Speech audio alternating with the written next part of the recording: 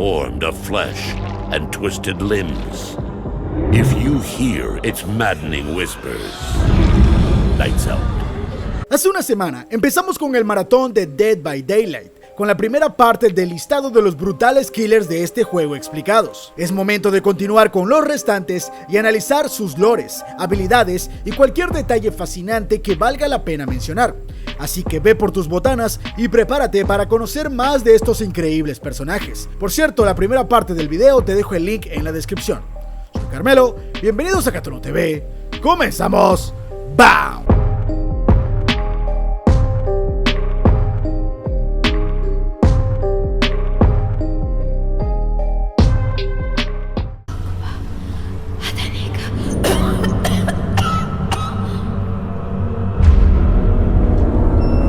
Adiris, la plaga. Ella es una asesina obsesionada con su religión, capaz de infectar a los sobrevivientes desde una corta distancia. Infligidos por su contaminación, corren el riesgo de lesionarse o romperse, a menos que encuentren una manera de curarse en un estanque de devoción.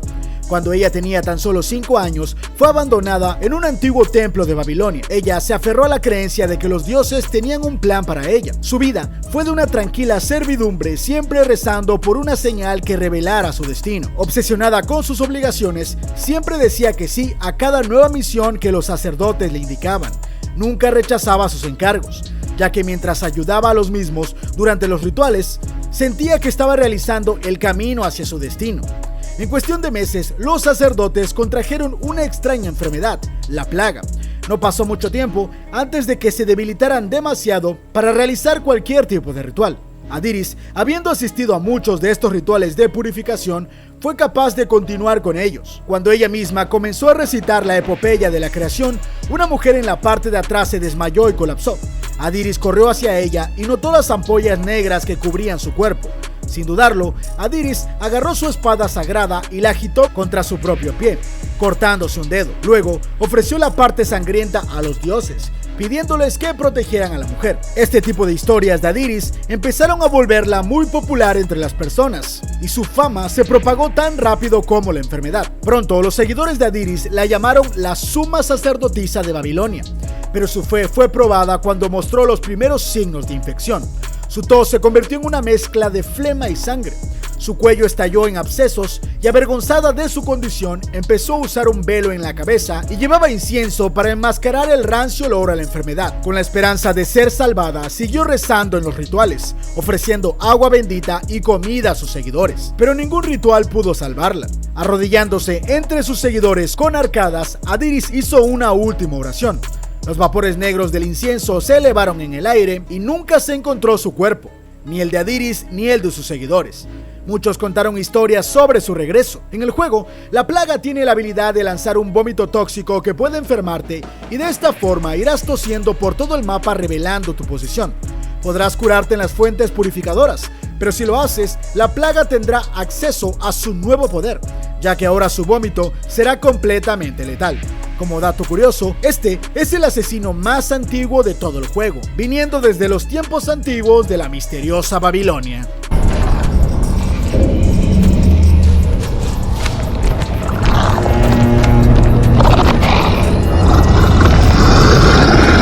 El Demogorgon es una bestia capaz de abrir múltiples portales y atravesarse entre ellos para cubrir grandes distancias.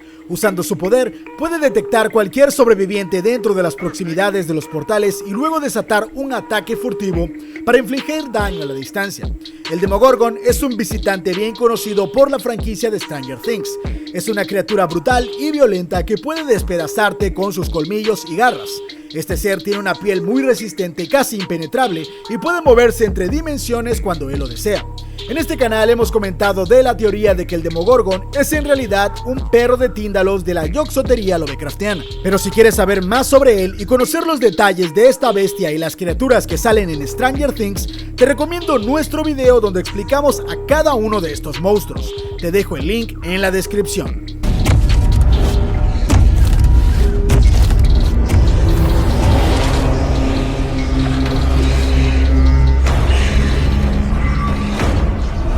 El Oni es un asesino monstruoso capaz de absorber la energía de la sangre de sus enemigos heridos y luego utilizar esa energía para transformarse en un demonio brutal. usando su poder de la ira. Kazan Yamaoka era un hombre obsesionado con el legado de los samuráis. Quería superar la reputación de su padre y poner fin a lo que él veía como el declive de la cultura samurái, con granjeros que a menudo se hacían pasar por uno. Ignorando el código que le habían enseñado, Kazan mató a los impostores en las colinas, valles y bosques. Los asesinatos eran brutales e incluso morbosos. Humilló a granjeros y guerreros por igual. Su sed de sangre y perverso sentido del honor no conocía límites. Poco a poco se fue ganando la fama de un ser brutal y por lo tanto llegó a ganarse el apodo del Oni. Claro que esto le molestaba bastante. Él se preguntaba cómo podría alguien referirse a él como un ogro. Un día de repente se encontró cara a cara con un samurái bloqueándole el camino. Kazan preparó su kanabo y sin una palabra el samurái atacó y rápidamente aseguró la ventaja. Pero vaciló y con un golpe devastador Kazan aplastó la cabeza de este samurái y rompió su casco. Cuando Kazan se acercó al samurái, se dio cuenta que era su padre. Retrocedió tambaleándose y lo vio cerrar los ojos hasta que finalmente murió. Kazan vagó por la tierra del sol naciente con el espíritu de su padre recordándole sus fracasos. En ese momento, aceptó que su destino era de ser el Oni Yamaoka. Un día, las villas, cansadas de sus asedios, rodearon por docenas al ogro. Sobrevivió a los primeros asaltos, pero había demasiados atacantes que venían en todas direcciones. En unos momentos, Kazan estaba en el suelo, mirando el cielo frío. La multitud frenética arrastró a Kazan hasta un pequeño molino de piedra para continuar con la tortura. Finalmente lo dejaron morir de una forma lenta y agonizante. Cuando regresaron al molino para enterrar su cadáver, se dieron cuenta que solo había una niebla negra. El cuerpo de Kazan había desaparecido. Era el comienzo de una oscura leyenda sobre un Oni furioso que rondaba en la ciudad. En el juego, el Oni puede golpear a sus víctimas, quienes arrojan esferas de sangre, y cuando éste las acumula, entra en su modo ogro, donde es mucho más rápido, fuerte y letal.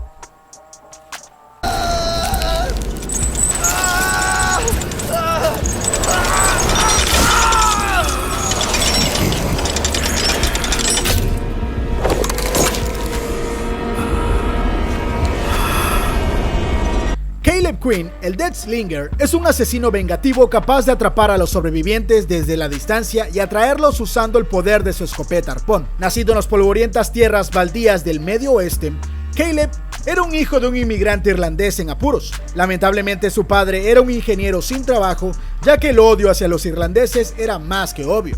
Aunque Caleb siempre le llamó la atención el oficio de su padre. Los dispositivos que Caleb hizo bajo la guía de él tenían aplicaciones muy extrañas. Cuando su padre estaba afuera, tomaban un giro sombrío, convirtiéndolo en juguetes excéntricos que básicamente eran aparatos de muerte. Con el tiempo, su habilidad como ingeniero fue creciendo y llamó la atención de varios millonarios que les compraban sus inventos, desde una pistola que disparaba clavos hasta un taladro de túnel a vapor. Pero mientras su patrón principal fingía indiferencia, los dispositivos comenzaron a aparecer en otras empresas. Las patentes fueron robadas a Caleb y vendidas.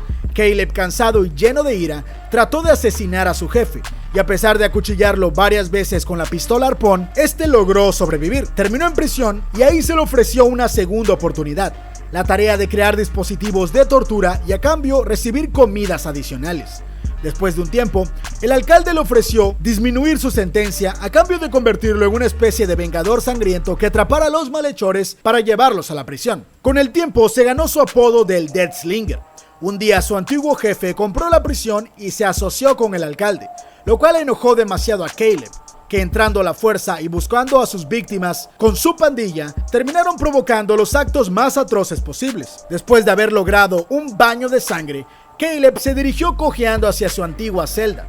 Se sentó en el borde de la cama y mientras gotas de sangre caían de sus dedos, una niebla espesa y poco natural entraba por la ventana. Caleb sabía que había venido por él y sus inventos.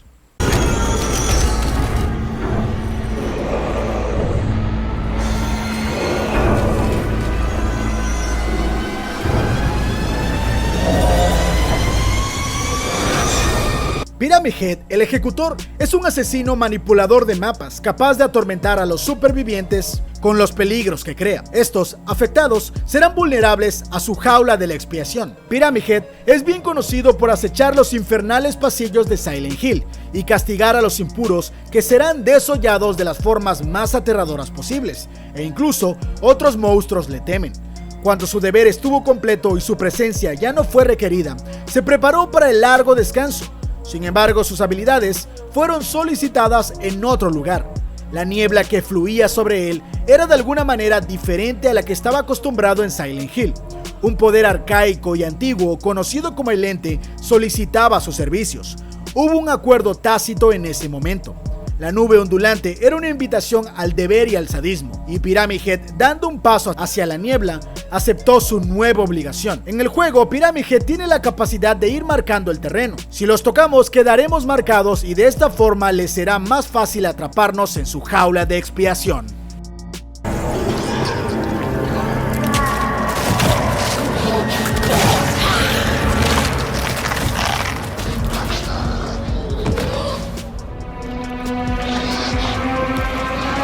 Talbot Grimes, el deterioro, es un killer impredecible capaz de correr hacia adelante en un estallido de velocidad y hacer carambola en los obstáculos para herir a los sobrevivientes. Talbot Grimes fue un químico escocés que tenía una fascinación por la ciencia y métodos medicinales bastante cuestionables. Con el tiempo, completó uno de sus mayores logros, un producto químico que podría aumentar la productividad de un trabajador y reducir sus necesidades de descanso.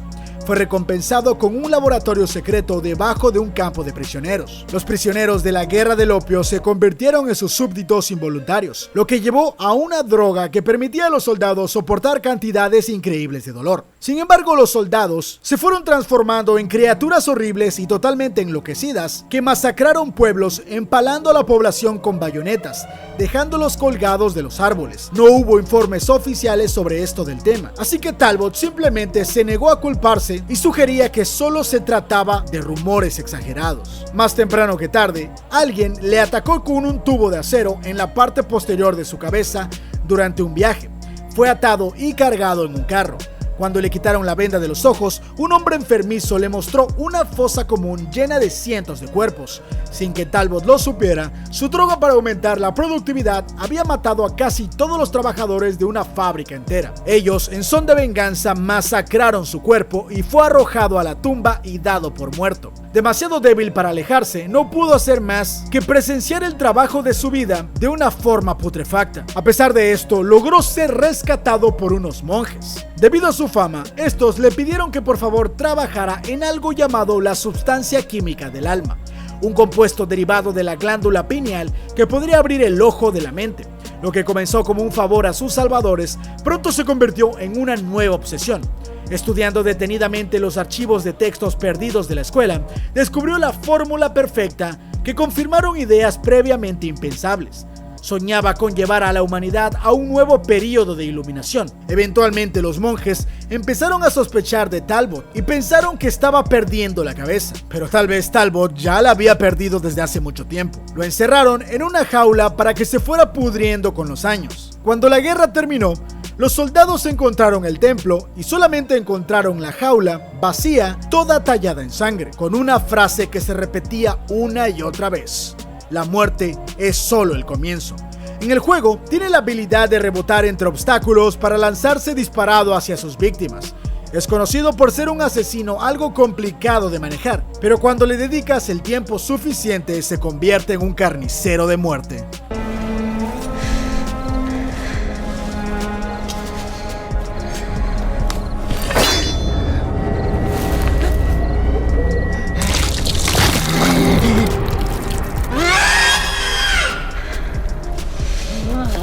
Charlotte y Victor conforman a los mellizos, un par cooperativo de asesinos capaz de dividirse y cazar juntos usando el poder de los gemelos. Cuando ellos nacieron, Victor no era más que un pequeño tumor adherido al pecho de su hermana, con las piernas retorcidas alrededor de sus músculos y órganos. Era mucho más pequeño que Charlotte y seguramente pensaron que moriría en el transcurso de su crecimiento. Sin embargo, ese tumor se terminó convirtiendo en un niño completamente formado. Las leyendas de Charlotte y Victor fueron acosándolos e incluso su madre temía por sus vidas.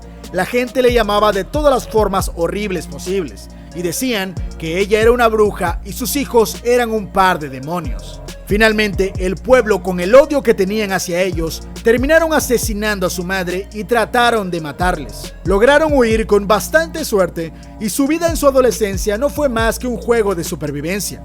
Su odio por la humanidad crecía cada día más, al darse cuenta que nunca les dejarían en paz. A cada villa que llegaban eran tratados como demonios. Un día, de forma inesperada, ella fue atacada por una persona con una antorcha. A pesar de que Charlotte huyó, su hermano yacía muerto pegado a su pecho. Había sufrido demasiadas heridas por las quemaduras. Casi en el lecho de muerte, Charlotte sintió algo que nunca había experimentado: aceptación. Cerró los ojos y, abriéndose a la serenidad de la muerte, un alarido feroz atravesó sus oídos. Víctor tuvo un espasmo y se agitó desde su pecho. Una nube de niebla le rodeó. Antes de que pudiera reaccionar, se deslizó de ella en un charco de sangre. Podía separarse. Finalmente, ante ella se encontraba Víctor, sentado al borde de una espesa niebla. Su rostro retorcido y salvaje gritó cuando una figura oscura encapuchada emergió de la niebla. Lo agarró del brazo y lo llevó a un mundo donde entendían que podrían vengarse de todas esas personas que le humillaron en vida. En el juego, estos personajes tienen la habilidad de separarse. Charlotte es una asesina corpulenta que podría herirte en un 1 a 1, mientras que Víctor es un ser pequeño pero muy veloz que una vez que te atrape no te soltará, evitando que puedas escuchar cuando Charlotte está cerca.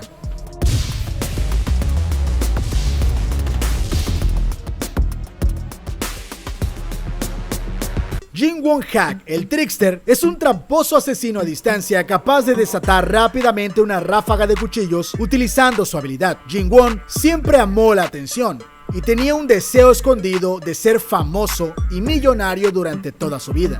Siempre soñó con ser esa estrella de espectáculos donde la gente le pudiera demostrar una gran devoción. Después de buscar su oportunidad, finalmente fue elegido para convertirse en una estrella. Le enseñaron cómo moverse, cómo vestirse y cómo comportarse, además de cómo cantar. Y fue seleccionado para entrar a una banda juvenil, así que la fama fue prácticamente inmediata. A pesar de que la felicidad lo consumía, poco a poco esta se fue volviendo rancia. Entre recelos y el odio de tener que convivir con otros, se dio cuenta de que quería deshacerse de la banda. Un día, en un accidente eléctrico que provocó un incendio donde él pudo ayudarles, solo fingió hacerlo, y todos terminaron asesinados menos él.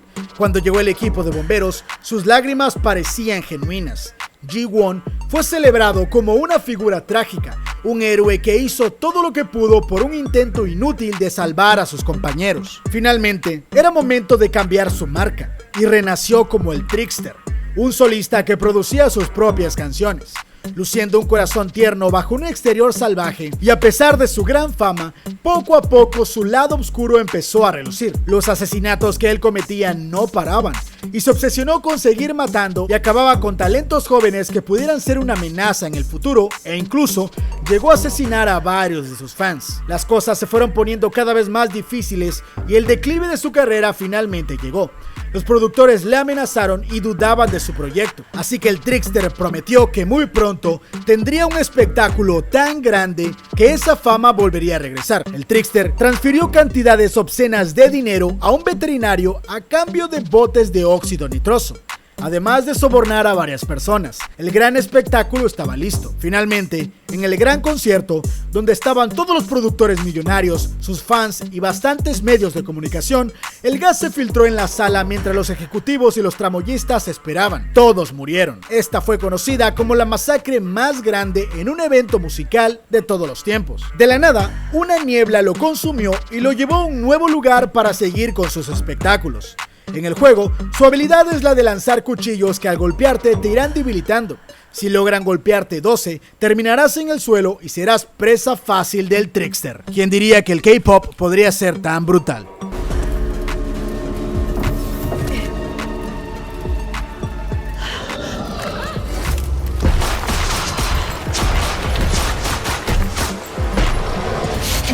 Nemesis es un asesino implacable capaz de atacar a media distancia con su tentáculo, mientras recibe el apoyo de los zombies que deambulan por la zona. Él es un modelo del T-103 Tyrant, un arma bioorgánica sobrehumana producida en masa por Umbrella Corporation. A diferencia de los prototipos anteriores, este posee una inteligencia casi humana y puede seguir órdenes. Él voló a Raycon City junto con otros Tyrants y se le ordenó eliminar a los miembros restantes de los Starks, incluida Jill Valentine, en uno de los experimentos de prueba. The Nemesis es un arma bioorgánica imparable, obsesionada con perseguir y eliminar a sus objetivos. Justo cuando estaba a punto de ser destruido por Valentine, una extraña niebla descendió sobre él, mezclándose con el humo de una ciudad en caos. El fenómeno no significaba nada para él. El frío gélido y la disminución de oxígeno nunca representaron una amenaza. Todo lo que importaba era seguir adelante con su misión, encontrar a los Stars y eliminarlos. Este killer usará una tropa de zombies para atacar a los supervivientes, además de que el uso de sus tentáculos retráctiles le permitirán atacarte y destruir todos los palets.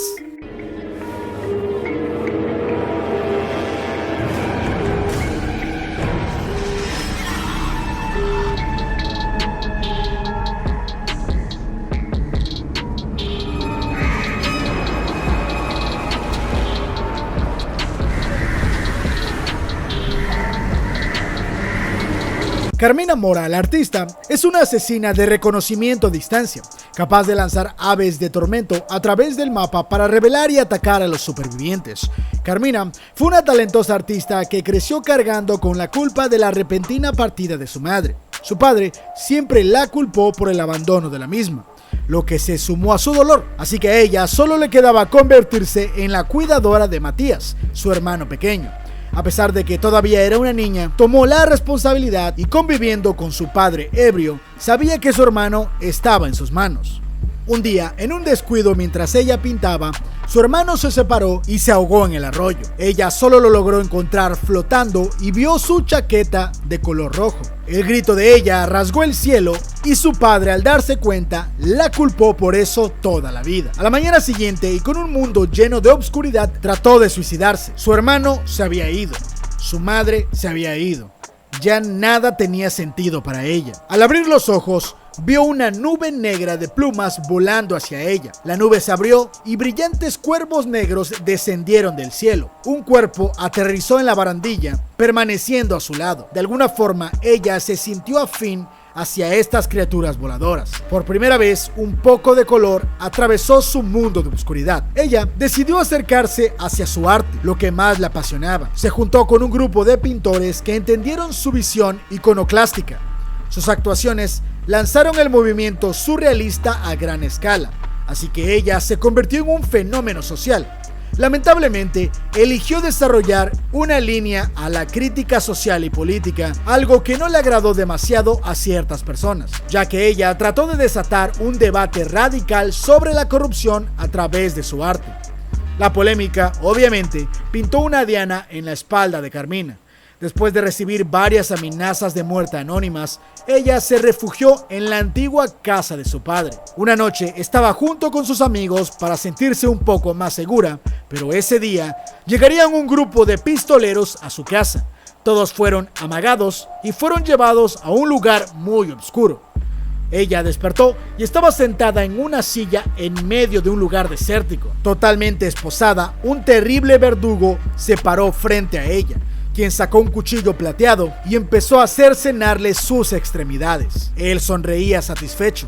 Le cortó las manos y la lengua y le dijo: "Ahora, ¿cómo pintarás? Ahora, ¿cómo recitarás tus poemas?". La pena se hinchó en el pecho de Carmina y sintió el dolor más agudo de toda su vida. Abrumada por una rabia incontrolable, lo último que le quedaba, que le daba sentido a su vida, el cielo estaba oscurecido por un ciclón de nubes oscuras. Plumas negras cayeron sobre los brazos sangrantes de Carmina. Ella miró hacia arriba y vio un torrente de cuervos que surgían de las nubes y se lanzaban sobre su verdugo. Mientras los cuervos voraces picoteaban su carne sin piedad, Carmina sonrió, viendo cómo su arte surrealista cobraba vida. Pero estos no se detuvieron y también cobraron la vida de sus amigos. La oscuridad cayó sobre sus ojos cuando los gritos agonizantes de sus amigos se hicieron más grandes. La muerte estaba cerca y de nuevo era su culpa. Una profunda niebla negra la envolvió y nunca se encontró su cadáver. En el juego, ella tiene la habilidad de hacer uso de sus cuervos mágicos, los cuales pueden atacar a los supervivientes y revelar sus posiciones.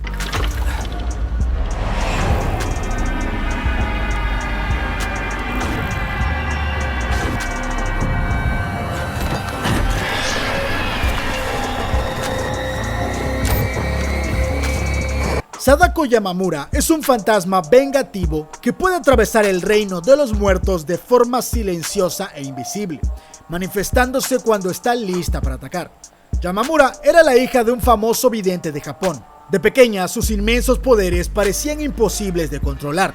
Esto se hizo evidente cuando no pudo hacerlo durante una demostración pública y cuando una periodista criticaba a su madre y la acusaba de fraude, ella, por error, la terminó asesinando. Para colmo de males, al poco tiempo su madre también falleció. Esto no hizo más que agrandar el miedo hacia sus poderes, por lo que después de esto, Sadako fue atraída a un pozo viejo donde fue lanzada.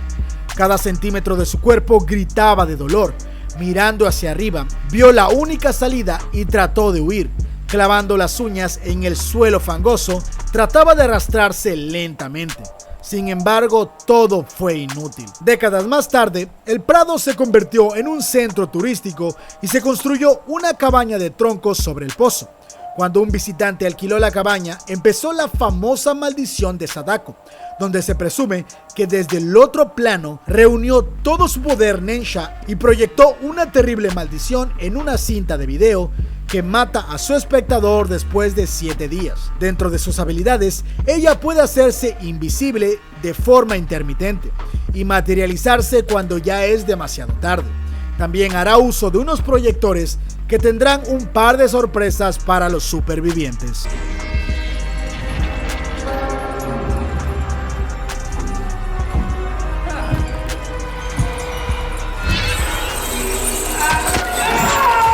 Elliot Spencer, alias Pinhead, es un asesino invocador capaz de usar cadenas y la configuración de lamento para torturar a todos los supervivientes. Demonio para unos, ángel para otros, Pinhead es un explorador en las regiones más lejanas de la experiencia que entregó sus emociones al placer y el dolor. Él fue alguna vez un humano torturado por los horrores de la guerra, pero después de encontrar la caja del rompecabezas conocida como la configuración de lamento, que es básicamente una llave para otra dimensión, se encontró con el otro mundo, un lugar de sufrimiento que le enseñó poderes y las artes oscuras que lo convertirían en un cenobita para obedecer los encargos de su dios Leviatán.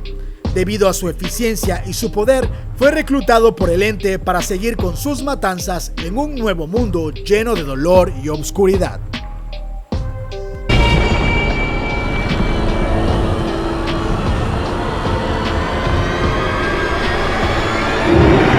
Dredge es una manifestación de los pensamientos oscuros de una comunidad que alguna vez fue vibrante, capaz de teletransportarse entre casilleros y convocar una oscuridad abrumadora.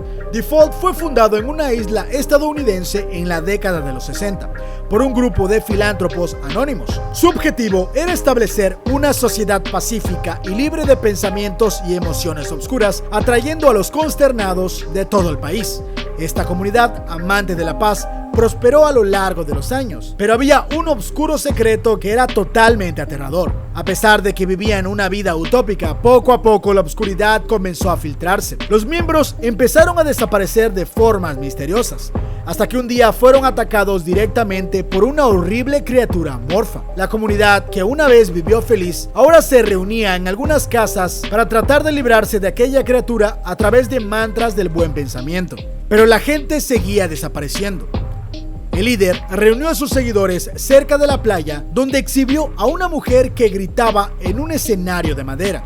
Allí, el líder explicó a su congregación que esta mujer era una periodista y que trataba de destruir todo lo que habían creado. Mientras los guardias sostenían el cuerpo de la mujer, ella gritó que el líder no era un salvador, sino más bien un loco, líder de un antiguo culto que sacrificaba personas. El líder observó a su rebaño, una vez feliz y alegre, que ahora repentinamente estallaba en violencia. Ellos empezaron a despedazarse unos con otros sin piedad. Momentos después, una masa sin forma salió del lodo y se elevó como un caballo encabritado para alimentarse de las masas, retorciéndose de la humanidad masacrada. Estaba en todas partes y en ninguna a la vez, mientras se abría paso lentamente a través de la carnicería, absorbiendo la oscuridad. Esta criatura se alimentaba de los terribles gritos gritos, llantos y dolor de las personas. El líder observó a la criatura mientras lentamente comenzaba a manifestarse como un pensamiento horrible que ni él mismo se hubiese imaginado. Luego, esta criatura desapareció en las sombras